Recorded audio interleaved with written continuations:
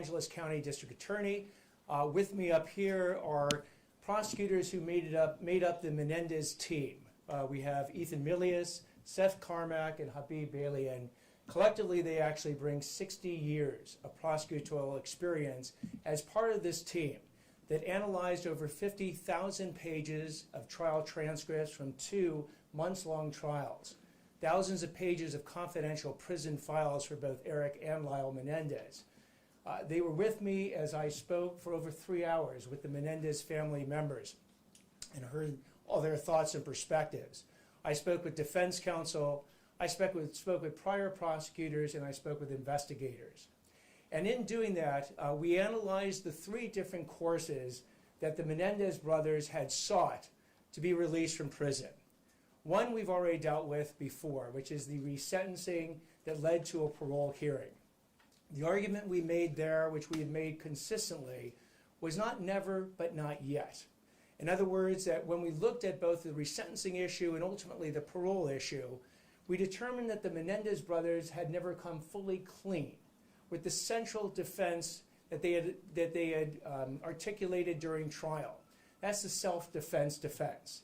That they said, in essence, that the reason they killed their parents is they believed their parents were going to kill them first the night of August 20th, 1989, so they had to brutally shotgun them to death in order to make sure that didn't happen.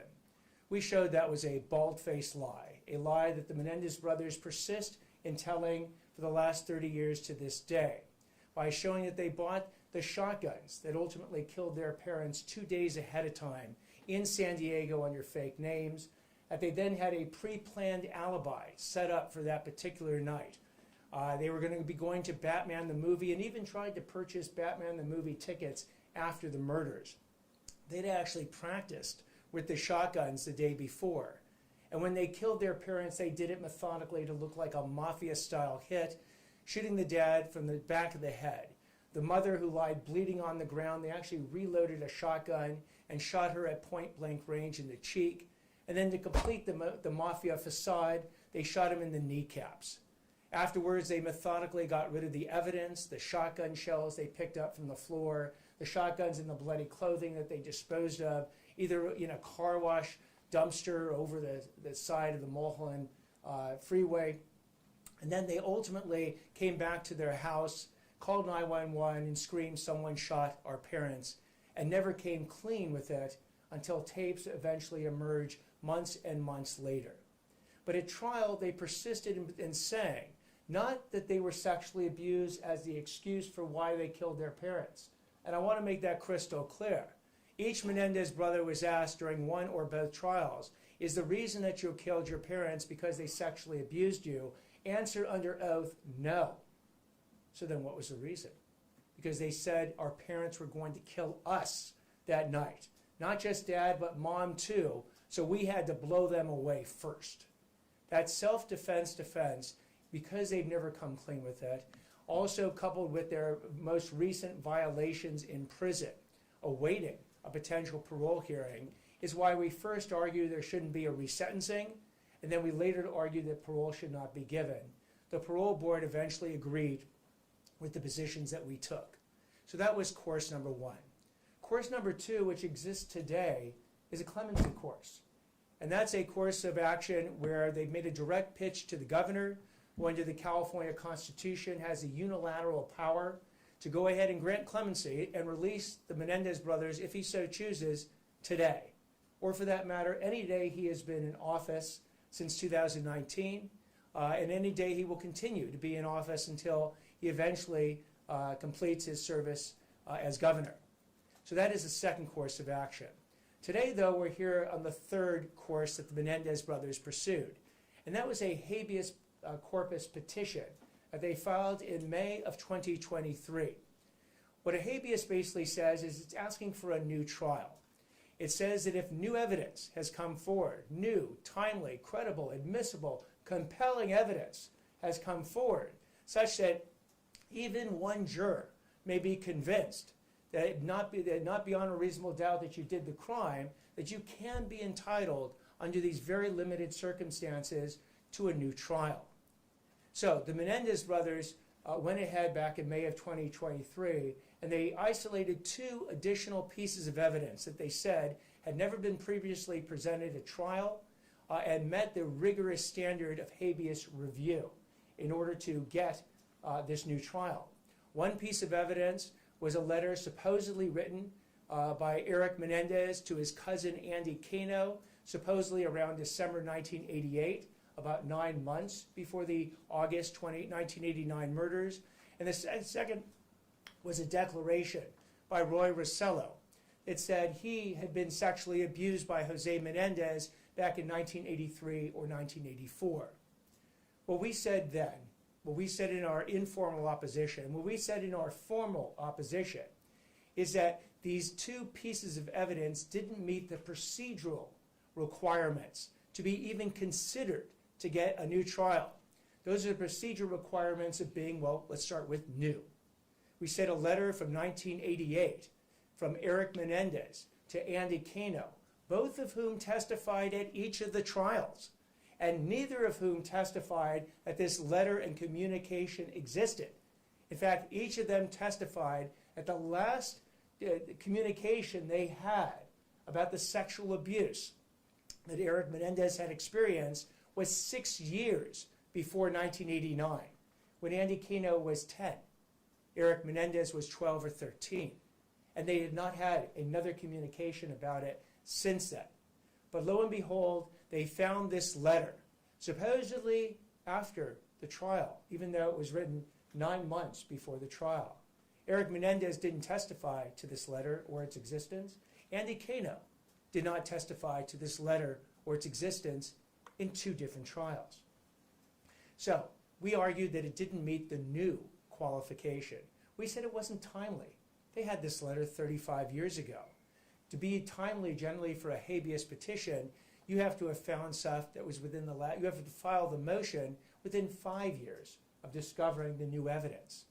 At best, this letter was used during a 2015 Barbara Walters television show, and they still waited till 2023, so we said it wasn't timely. We said it wasn't credible.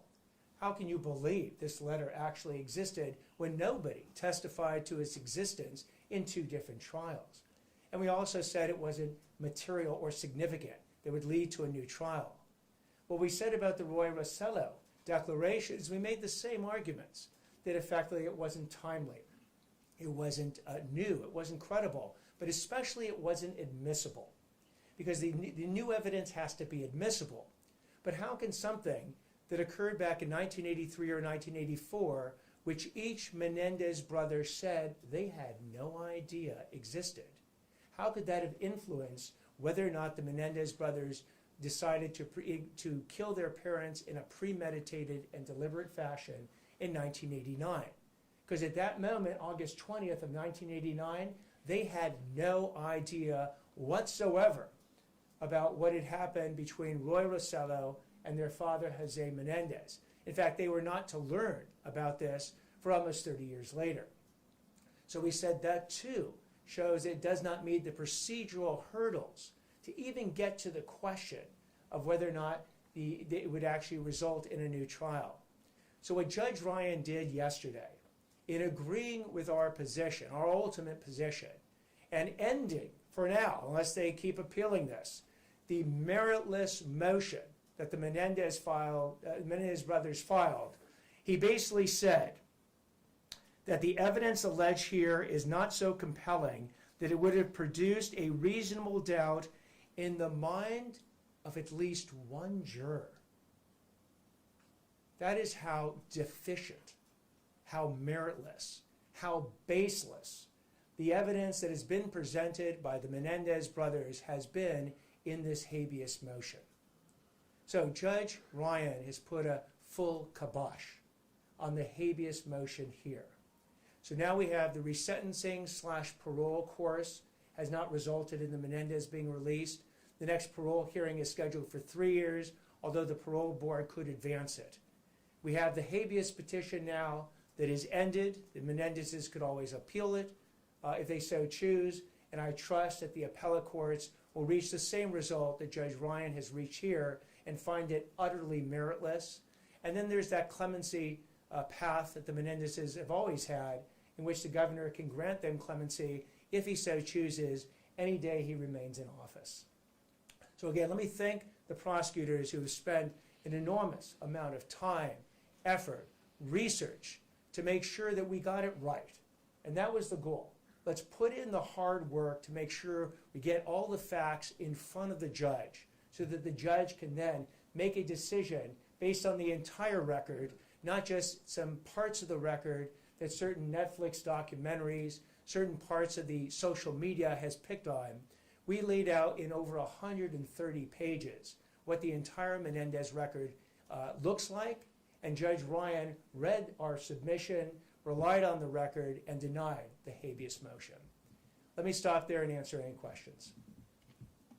Yes? Your predecessor had said that the brothers have served their time and repaid their debt to society. Does this bear any weight in your decision-making? And if so, how? What we decided in our decision-making is to ground it into the facts and the law. Not some aspirational desires of a particular district attorney, but whether or not it met the facts and the law of a habeas petition or a resentencing motion or ultimately a parole petition. And that's what we've done. So regardless of what I think or feel, that is not played the role in the positions that we've taken that have done this rigorous analysis of the facts and the law, resulting in ultimately this habeas petition being denied. And the Menendezes, ultimately, they did get resentenced, but their parole being denied at this point. Any other questions? Yes. Have you spoken to the extended family of the Menendezes since the ruling? I have not. Other questions? Yes. Judge Ryan's decision, maybe I misunderstood this, but in his denying their petition, he specifically related their new pieces of evidence to the special circumstance factors and the formation of a first-degree murder case with a special circumstance. Could you just unwind that a little bit and help me understand why that is the significant piece of this as opposed to guilt in general? Certainly. So he looked at one additional factor, which was the special circumstance of lying in wait, which is sort of an additional circumstance to just being engaged in premeditated deliberate killing of your parents.